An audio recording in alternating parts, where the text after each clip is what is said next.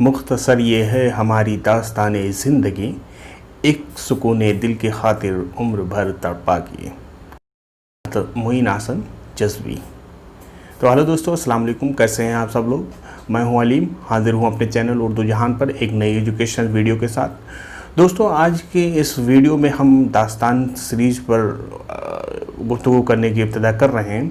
सबसे पहले आज हम बात करने जा रहे हैं बोस्तान ख़याल पर, जो उर्दू की सबसे तवील तर दास्तानों में से एक है।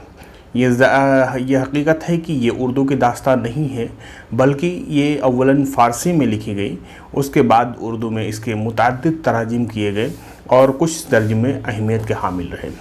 तो जी हाँ दोस्तों, आज हम बात करते हैं उर्दू की अहम दास्तान और यूजीसी नेट JRF और तमाम निसाब में शामिल बोस्तान ख़याल के बारे में।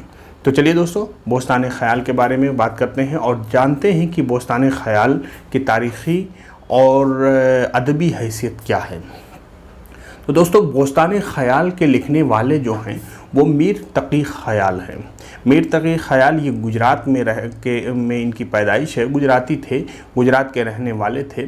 1170 हिजरी में इन्होंने बोस्तान ख़याल को मुकम्मल किया। अब ये 1170 हिजरी जो ये सन है, इसकी सन तसनीफ़ उनकी ही एक जो तारीख़ उन्होंने कही है, नवाब रशीदुद्दीन अहमद रशीदुद्दीन जो थे,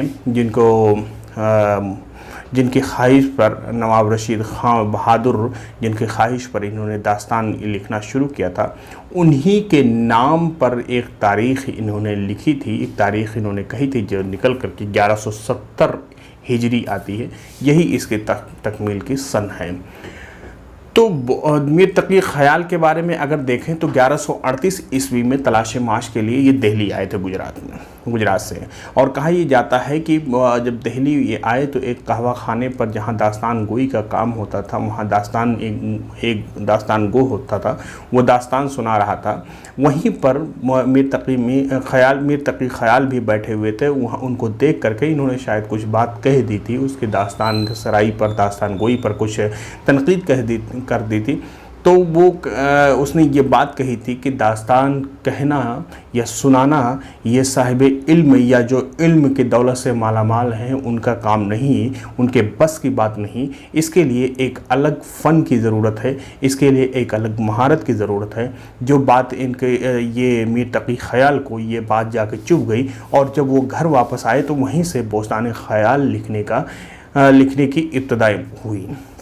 तो नवाब रशीद खां बहादुर जो थे दिल्ली में, उन्हीं के यहाँ ये मुलाजिम थे और उनको जब अपने कुछ दास्तान का हिस्सा इन्होंने लिख करके उनको सुनाया तो उन्हें बहुत पसंद आया और फिर उन्होंने इसको मुकम्मल करने के लिए फरमाइश की और उन्हीं की फरमाइश पर उन्होंने 2 जिल्दें जो है 1155 हिजरी में इन्होंने मुकम्मल कर लिया और उनके सामने पेश किया।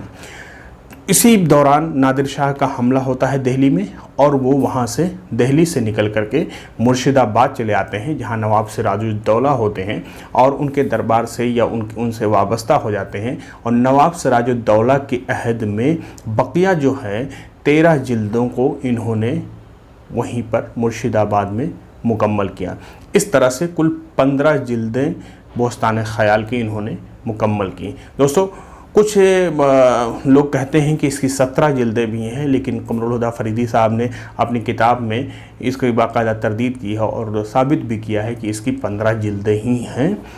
ठीक है, तो 15 जिल्दों में 2 जिल्दें इन्होंने दिल्ली में मुकम्मल किया, बाकी 13 जिल्दें इन्होंने मुर्शिदाबाद में मुकम्मल किया। अब मुर्शिदाबाद में इन्होंने 1170 हिजरी में जो मुकम्मल किया, ठीक है, वहाँ से उर्दू के तराजिम, इन्हीं के जो बोस्तान ख़याल हैं वहाँ से उर्दू के तराजिम की सिलसिला शुरू होता है। इसमें सबसे पहली कड़ी अगर देखा जाए उर्दू के तर्जुमों के हवाले से, तो उसका पहला तर्जुमा जो किया था आलिम अली ने किया था 1840 ईस्वी में ज़ुब्दतुल ख़याल के नाम से। ज़ुब्दतुल ख़याल के नाम से ये आलिम अली का तर्जुमा है, 1840 ईस्वी में इन्होंने किया था। इसके अलावा बहुत सारे मुतअद्दिद तर्जुमे हुए, रामपुर में कई सारे तर्जुमे हुए। तो बहुत सारे तर्जुमों का नाम है, उनको यहाँ पे वीडियो में समेटना मुश्किल है, लेकिन उनमें सबसे अहम और इम्पोर्टेंट जो तर्जुमा माना जाता है इन तराजिम में वो ख्वाजा अमान का माना जाता है। अब ख्वाजा अमान का नाम जो है बदरुद्दीन खां है, उनका उर्फ़ है, उनका तखल्लुस उर्फ़ है ख्वाजा अमान, और ये मिर्ज़ा गालिब के भतीजे थे। सबसे अहम इम्पॉर्टेंट बात ये है कि मिर्ज़ा गालिब के ये भतीजे थे। अलवर के महाराजा जो थे शिवदान सिंह की फरमाइश पर इन्होंने तर्जुमे की जिम्मेदारी ली थी। शिवदान सिंह ने उनसे बाकायदा रिक्वेस्ट की थी कि आप बोस्तान ख़याल का तर्जुमा करिए, और वहाँ से ख्वाजा अमान ने बोस्तान ख़याल का तर्जुमा शुरू किया था। 1858 ईस्वी में बोस्तान ख़याल की तीसरी जिल्द, दोस्तों ये इम्पोर्टेंट बात है कि उन्होंने तीसरी जिल्द से तर्जुमा शुरू किया था। तीसरी जिल्द माज़नामा जो है, माज़नामा का तर्जुमा इन्होंने हदायकुल अंसार के नाम से किया था।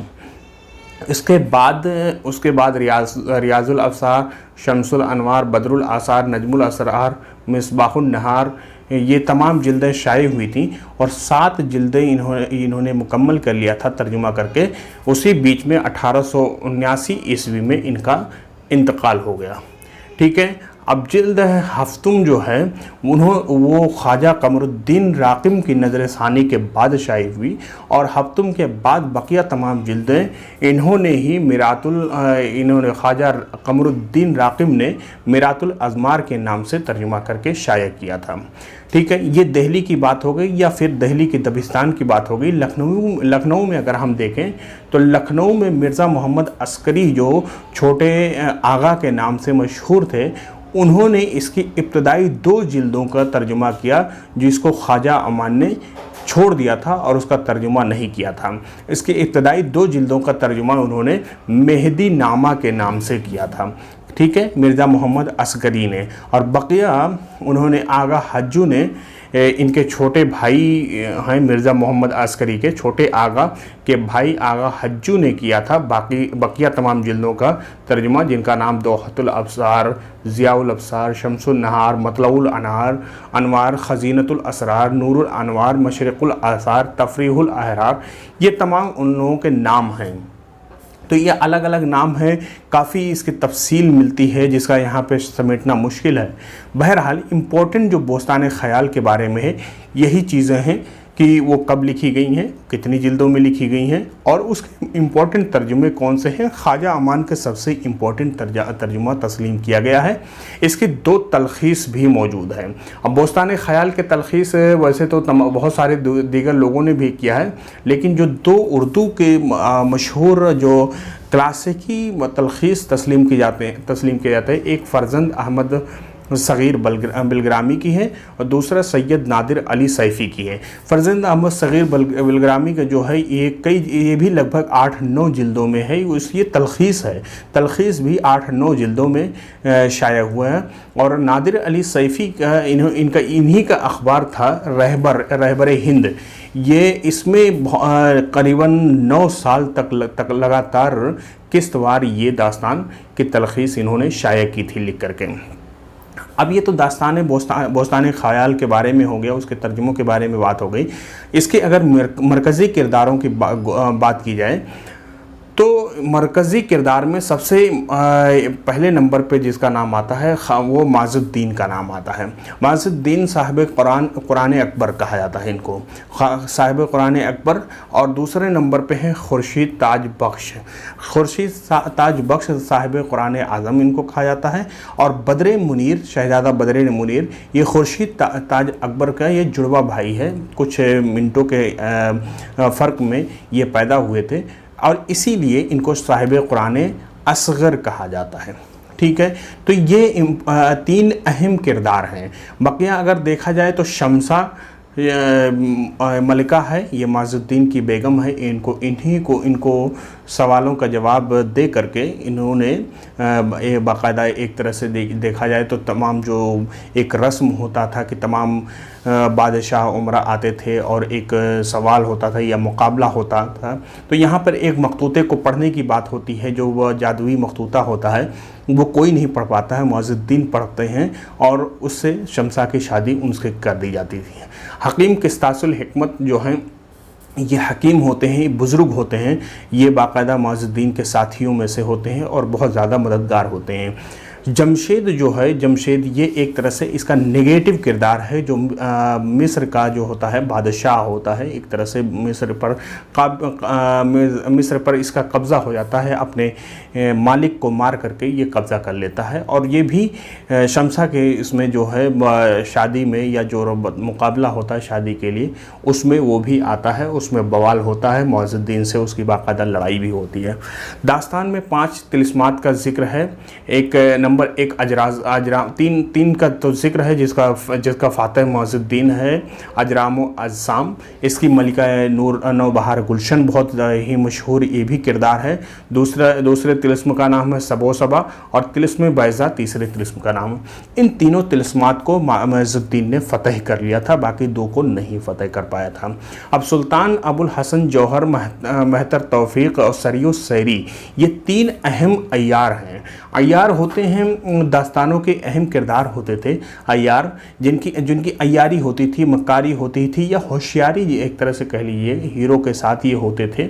और इनके किरदार में एक तरह से मज़ाह भी होता था और दूसरे तरीके से इनके पास बहुत तेज़ दिमाग होता था, जिससे बहुत तेज़ी से वो मतलब मुकाबलों से या चैलेंज से बचकर निकल जाते थे और अपने साथी को, हीरो को भी बचा करके निकल जाते थे। तो ये 3 अहम अय्यार इसके किरदार हैं।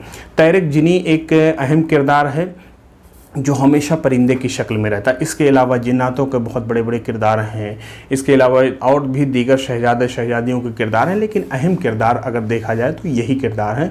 और इसमें जो है सबसे बड़ा किरदार जो मुअज़्ज़िन है, जो दास्तान की इब्तिदा से लेकर के आखिर तक है और तमाम मुहिम्मात को सर करता हुआ ये दास्तान के अख्ताम को पहुँचता है।